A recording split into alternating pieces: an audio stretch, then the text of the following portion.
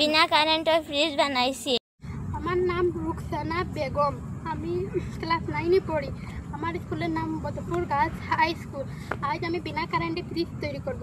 গ্রামের বাড়িতে ফ্রিজ নাই, মাংস শাক সবজি ফসিয়া জায়গা নষ্ট হইয়া যায়, অত লাগে আমরা এখন বিনা কারেন্টের ফ্রিজ বানাইছি।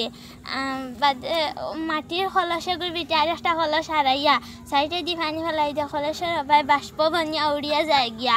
আর অত লাগে শাক সবজি যেতটা রাখলে সবটা ঠান্ডা থাকে। এখানে দুটি মাটির মটকা লাগবে। বাইরের মটকার ভিতরে ছোট সাইজের একটা মটকা থাকবে, সেটার ভিতরে সামগ্রী রাখা হবে এবং দুই মটকার ভিতরের যে গ্যাপ, অর্থাৎ প্রথম মটকার ভিতরে এবং ভিতরের মটকার বাইরে বালি থাকবে এবং সেখানে জল দিয়ে রাখা হবে। সেই জল মাটির মটকার গা ছুঁয়ে বের হবে এবং বাষ্প হয়ে উঠতে থাকবে। এই জল বাষ্প হয়ে উড়ে যাওয়ার সময় হিটটাকে অ্যাবজর্ব করে নেয়, সেই কারণে মাটির মটকা বা মাটির কলসির জল ঠান্ডা থাকে। সেই ব্যবস্থাটা, সেই টেকনিকটা এখানে ব্যবহার করা হয়েছে।